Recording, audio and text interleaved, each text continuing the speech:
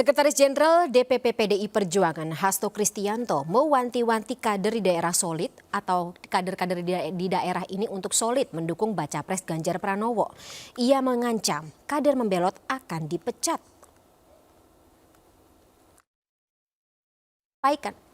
Hasto menyampaikan hal ini untuk memperkuat konsolidasi pemenangan Ganjar Pranowo. Hasto menyebut koalisi PDIP semakin kokoh dengan bergabungnya partai-partai besar untuk memenangkan Ganjar dalam Pilpres 2024. Menurutnya irisan yang sangat baik harus didukung oleh P3, Perindo, Hanura, dan partai lain yang bergabung, maka kekuatan untuk menjaring suara rakyat jauh lebih besar nantinya. Hasto kemudian mengingatkan kader PDIP tetap patuh memenangkan Ganjar. Ia menegaskan pengurus DPP PDIP tak segan-segan memecat kader yang membelot.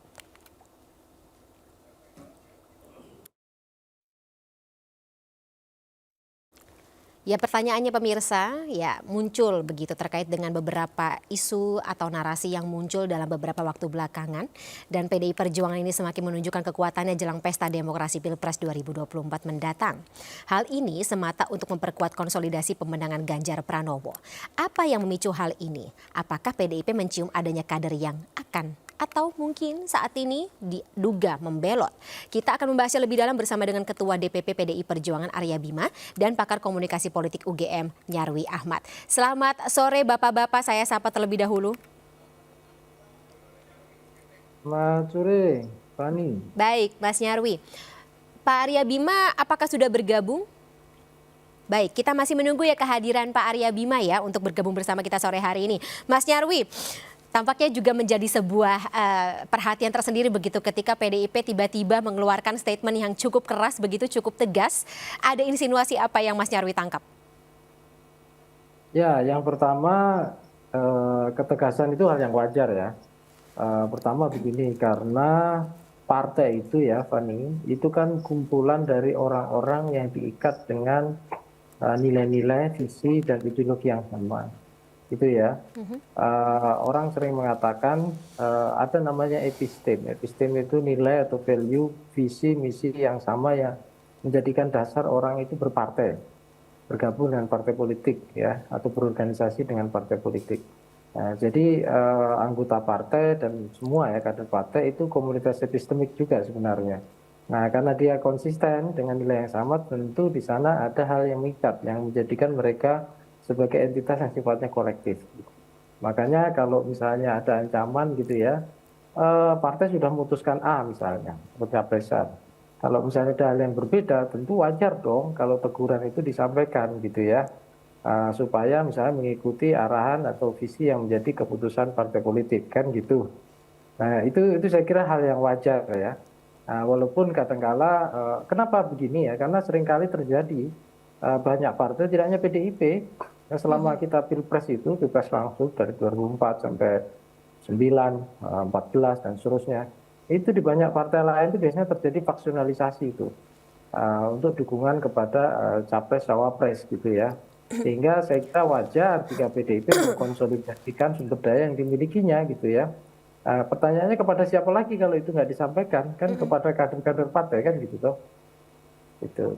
Oke, jadi ketegasan ini sekaligus untuk apa ya namanya, kembali menggarisbawahi bahwa memang instruksi yang paling harus dituruti atau yang harus dipatuhi dan dijalankan adalah dari Ketua Umum PDI Perjuangan Ibu Megawati Soekarno Putri. Tapi tidak ada asap kalau tidak ada api, Mas Nyarwi. Kita tahu pepatah itu juga masih relevan, terutama terkait dengan pelaksanaan pemilu 2024. Kira-kira apakah ini juga berarti semacam ancaman begitu atau semacam apa ya namanya, bluffing begitu untuk pihak-pihak yang siapa tahu berniat atau terlibat apapun yang terjadi di belakang sana begitu untuk tarik rem tangan begitu supaya tidak lagi-lagi menyalahi instruksi yang dikeluarkan oleh partai? Ya, saya kira begini ya, hal soal misalnya tadi ya, di partai itu kan saya sebelum silahkan penyebab ya atau asap tadi yang kamu bilang, itu juga saya jelaskan konteks juga menurut saya ya. Di partai itu ada namanya partai leader, pemimpin partai, ada namanya partai eksekutif gitu ya. Orang-orang yang mengurusi partai seperti Mas Hasto itu juga menurut saya kategori partai leader bisa juga eksekutif ya, yang mengurusi mengorganisasi partai gitu. Ada juga namanya partai officer. Nah, ini yang dikenal dengan kalau di bahasa kita itu petugas partai, ya kan? Gitu. Nah, PDIP termasuk partai yang saya lihat menggunakan istilah ini secara konsisten, petugas partai gitu ya. Mau dimanapun gitu disebut petugas partai. Walaupun Bahkan istilah baca ini presnya juga petugas ya Mas Nyarwi? ya, terkesal kadang di beberapa yang lain agak janggal kan. Loh kok misalnya pejabat ini kok dianggap petugas gitu ya, seperti itu. Tapi itu istilah partai officer, itu hal yang wajar gitu loh. Nah, kemudian tentu saya kira juga misalnya ya, kenapa misalnya ada himbauan seperti itu, perlu kita lihat konteks juga gitu ya. Konteks misalnya begini, di beberapa data survei itu kan ada juga yang melapor ya, bahwa tingkat elektabilitas apa namanya Pak Prabowo itu kan mengalami peningkatan cukup besar dan bahkan menyalip Mas Ganjar, kira-kira gitu. Oke. Makanya wajar kalau misalnya Mas Hasto sebagai sekjen, sebagai partai eksekutif dan sekaligus partai leader juga di situ, itu kemudian mengingatkan kan gitu, mengkonsolidasikan gitu organ-organ partai, kader-kader partai untuk selalu punya disiplin kan gitu toh. Nah, karena partai itu keberadaan orang berpartai itu diikat namanya epistem. Epistem itu nilai-nilai value yang mengikat orang berorganisasi atas dasar apa visi, misi, ideologi kan gitu. Nah, Oke. di situ hal yang wajar malah gitu ya. Bukan hal yang aneh menurut saya gitu. Karena dalam berdemokrasi itu kan ada sesuatu yang jelas tuh. Ketika orang berorganisasi gitu, partai sebagai entitas demokrasi, maka orang butuh apa namanya menunjukkan dirinya gitu. Value demokrasinya apa yang diusung gitu. Komitmennya seperti apa kan gitu. Kalau misalnya partai ikut berpartai A misalnya, partai A sudah memutuskan capresnya tertentu, ya maka wajar partai eksekutif atau pimpinan partai gitu, partai leader juga itu mengingatkan. Oh, kita sudah di sini loh, maka harus jalannya lurus, kira-kira gitu. Baik, Nah, baik itu. Mas Nyarwi. Baik Mas Nyarwi, mohon maaf saya potong. Ini kebetulan Mas Arya Bima juga sudah bergabung bersama kita sore hari ini. Selamat sore Mas Arya.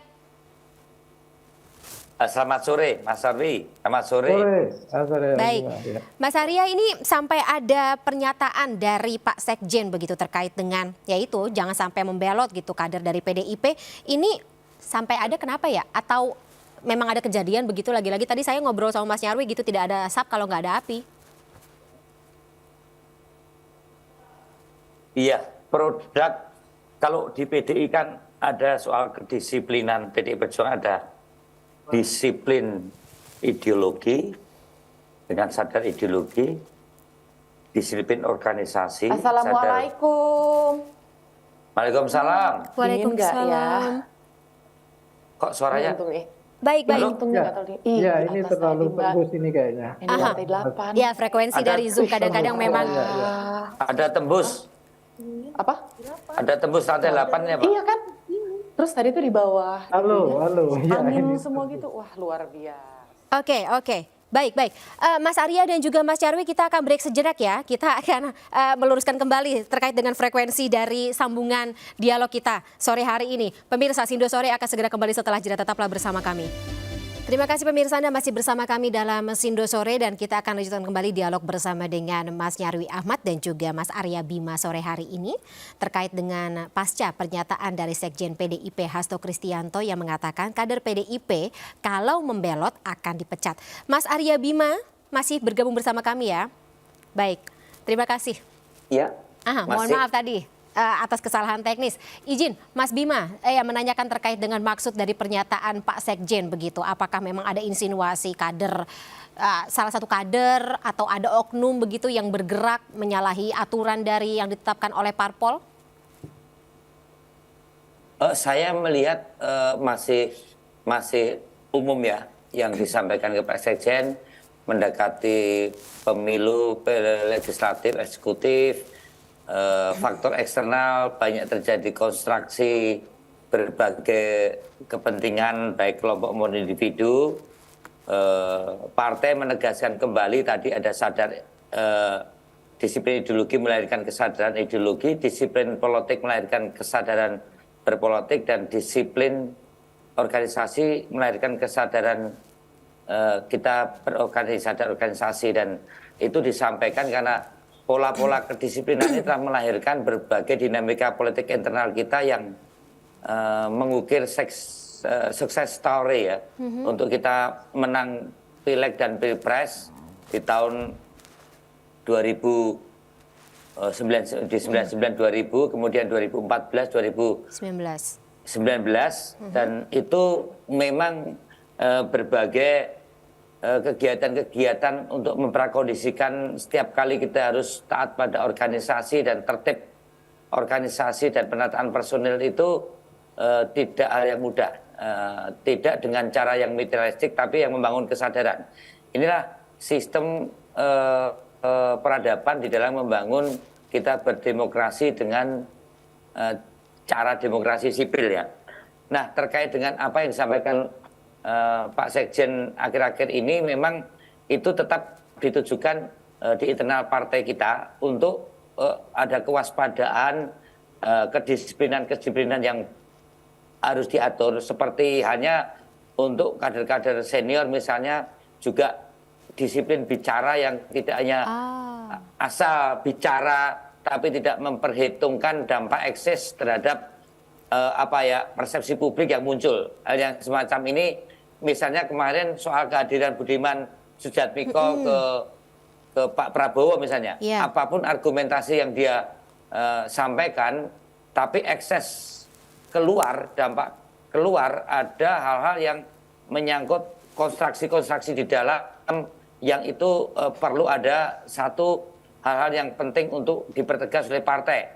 Begitu juga waktu Pak Effendi Simbolon, begitu juga saya juga kadang statement di televisi yang kadang tidak mengukur atau kurang peka atau kurang disiplin di dalam kata dan ucapan. Saya kira itu hal yang biasa di dalam dinamika politik luar yang harus dihitung betul, jangan sampai terjadi konstruksi ke dalam sehingga soliditas personel, soliditas politis, soliditas ideologi terutama itu menjadi tidak jelas sehingga warna partai PDI Perjuangan ini partai apa itu juga menjadi sesuatu yang dianggap oleh publik bukan partai yang kuat, yang menjunjung tinggi aspek disiplin organisasi. Tapi ini Mas Arya Bima nggak ditegur kan? Mas Arya Bima nggak ditegur kan? Teguran-teguran itu selama tidak menjadi diskusi publik atau konstruksi publik, memang tidak seperti kawan-kawan yang menyampaikan berbagai tindakan dan pendapat yang kadang membuat konstruksi di luar dan berdampak ke dalam. Maksud saya teguran kepada siapapun ya kan itu pasti akan terjadi terutama di tahun-tahun politik seperti sekarang ini supaya sikap partai itu tidak diredusir oleh berbagai ucapan tindakan kader-kader partai. Ya, karena pernyataan-pernyataan seluruh kader partai, tindakan kader partai itu harus memperkuat keputusan partai. Inilah yang sebenarnya selalu ada satu teguran karena ada defisit antara sikap partai dengan mungkin ucapan dan tindakan kader partai. Inilah yang membuat pelurusan-pelurusan atau penegasan termasuk Pak Hasto yang saat ini menegaskan bahwa bagaimana kader-kader partai harus melaksanakan disiplin dalam ini adalah penguatan-penguatan kepada keputusan-keputusan partai yang harus dilaksanakan oleh seluruh jajaran kader partai. Oke. Tapi Mas Arya Bima ini tidak mengingat ya untuk pelaksanaan pemilu tahun sebelumnya nggak pernah saya baca atau kita tahu gitu PDIP mengeluarkan pernyataan yang bisa kita bilang sekeras ini. Ada apa Mas Arya? Oh ya perlu ada hal yang perlu dikompakkan kembali. Misalnya kemarin Mas Wali Kota Gibran menyampaikan saya bukan jurkamnya Ganjar Pranowo, ya kan? Itu kan terjadi satu semacam ekspos publik dengan berbagai tanggapan yang sebenarnya kalau kita runtun apa yang disampaikan oleh Mas Wali itu dengan catatan cara pemahaman dia adalah saat ini kan belum dibentuk tim kampanye nasional atau tim kampanye Ganjar. Jadi kalau ada penunjukan Jurkam, kan nunggu tim kampanye nasional, kan gitu. Apa yang disampaikan oleh Mas Wali. Jadi kalau sekarang saya sudah ditunjuk juru kampanyenya Ganjar Pranowo, apa sudah ada tim kampanye nasional? Ini kan pemahaman Mas Wali, yang juga diangkat, diusung, dan juga kader partai. Sementara sebagai kader partai, itu mau ditunjuk atau tidak ditunjuk, otomatis setiap kader partai adalah jurkam partai, jurkamnya Pak Ganjar, tidak usah dilegalkan oleh tim kampanyenya nasional. Nah, yang kayak gini kan perlu dikomunikasikan. Mas Wali tidak paham bicara soal standar formal bahwa jurkam adalah fungsi tugas apabila sudah ada pelembagaan tim kampanye nasional yang diserahkan ke KPU, di situ tercatat. Nah, kan belum ada, kan itu. Jawaban Mas Wali tidak salah secara formal, tetapi itu adalah juga bisa dipahami. Mungkin Mas Wali juga tidak begitu paham bahwa datang jalan-jalan bersama Ganjar di Bogor adalah komunikasi yang tanda dan makna antara dukung-mendukung sebagai pasangan yang diusung partai. Hanya sekedar pemahaman untuk makna jurkam yang formal dan jurkam yang tidak formal. Nah, semacam ini memang kemarin sempat menjadi konstruksi misalnya. Kok Gibran tidak mengaku atau tidak mau menjadi juru kampanyenya Ganjar? Sementara yang dijawab Mas Wali adalah juru kampanye dalam pengertian yang formal. Tapi orang partai melihat, ya, tidak perlu ada penunjukan. Kalau sebagai kader partai, ditunjuk atau tidak tunjuk, pasti akan otomatis menjadi juru kampanye. Nah, yang semacam ini saya kira Pak Sekjen akan bicara penertiban supaya satu persepsi. Mas Wali, kamu jangan hanya bicara pada standar formal. Yang kader-kader partai harus memahami tipologi Mas Wali Kota Solo yang mungkin menyampaikan dalam paradigma yang formal, itu kan. Nah, yang semacam ini saya kira biasa dan itu dinamis. Tapi sekali lagi bahwa ya, pernyataan-pernyataan itu tidak hanya ditujukan kepada partai, tapi juga harus, karena masuk di ruang publik, juga harus menjadi hal yang mencerdaskan di dalam kehidupan kita berdemokrasi yang tentunya pilarnya adalah partai politik untuk saat ini, saya kira itu. Baik Mas Arya Bima.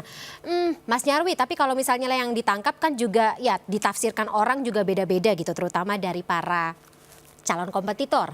Nah, yang Mas Nyarwi tangkap gitu, ketika ada pihak lain, kemudian juga mungkin calon pemilih gitu, ketika melihat hal seperti ini, apakah akan menimbulkan presiden yang berbeda begitu? Ya, interpretasi itu dalam komunikasi politik harus selalu terjadi ya. Misalnya tadi dicontohkan Mas Arya Bima soal pernyataan Mas Wali ya, Mas Gibran misalnya, seperti itu.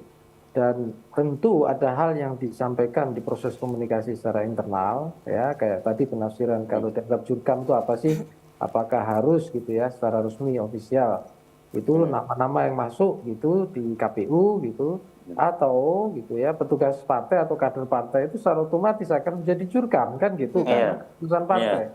Nah, kalau misalnya dua-duanya bisa juga dimaksudkan seperti itu, ya dua-duanya bisa benar gitu loh. Kalau misalnya tadi, nah itu contoh lah. Nah, saya kira memang tugasnya tim misalnya kayak Mas Hasto sebagai sekjen atau eksekutif partai, saya kira di situ juga tentu ada istilahnya ada hal-hal yang pasti akan terus-menerus ya disampaikan untuk mengklarifikasi itu. Tapi begini ya Fani ya, memang tantangan-tantangan dalam berpartai politik dan dalam berdemokrasi itu seringkali kan orang itu lupa ya, bahwa tadi saya sampaikan partai itu pada dasarnya eksis kan karena diikat oleh sebuah epistem. Orang berpartai itu kan ada nilai-nilai, ada mimpi, ada cita-cita, atau ada ideologi yang pengen diwujudkan. Nah, itu dasar organisasi itu dulu. Nah, ketika misalnya kita menempatkan partai itu sebagai entitas utama dalam demokrasi, kemudian partai sudah punya keputusan atau prinsip politik gitu ya, seperti itu, maka secara otomatis sebenarnya siapapun yang menjadi dari pimpinan, leader, eksekutif sampai partai officer atau petugas partai atau kader partai, itu mestinya juga paham gitu bahwa ada alur yang jelas yang harus dilakukan kan gitu. Nah, problemnya adalah ada dimensi lain nih dari partai politik. Partai politik itu kan seringkali orang menyederhanakan ya, di definisi itu juga ada di literatur. orang berkumpul untuk kemudian berkontestasi dalam pemilu dan pemilu untuk mendapatkan kekuasaan. Nah, orang ini lupa.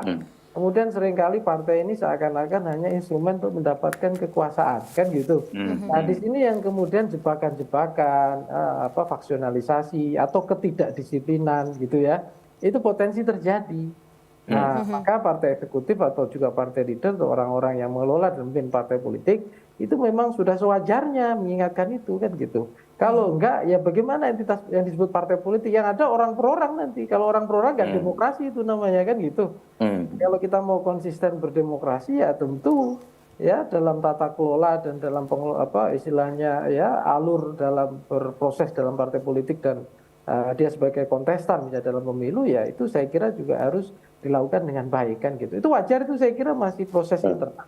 Kan otonomi itu bagian juga dari otonomi partai dalam mengelola dan menata dirinya, ya kan? Sebagai tempat untuk misalnya menyampaikan aspirasi, artikulasi, dan memperjuangkan kepentingannya, termasuk dalam pileg dan juga dalam pilpres itu. Baik Mas Nyarwi. Mas Nyarwi dan juga Mas Arya Bima, sebelumnya terima kasih atas waktunya dalam Sindo sore-sore hari ini. Ya kita harap sih apapun yang terjadi begitu, baik di depan maupun juga di belakang panggung ini tidak akan menjadi sebuah warna-warni yang bikin kontestasi demokrasi 2024 ini tidak enak begitu ya. Sama-sama enak kita jalani kontestasi ini dengan happy dan juga riang gembira. Terima kasih sekali lagi Bapak-Bapak. Terima kasih Mas Arwi. Selamat sore. Mas Arya.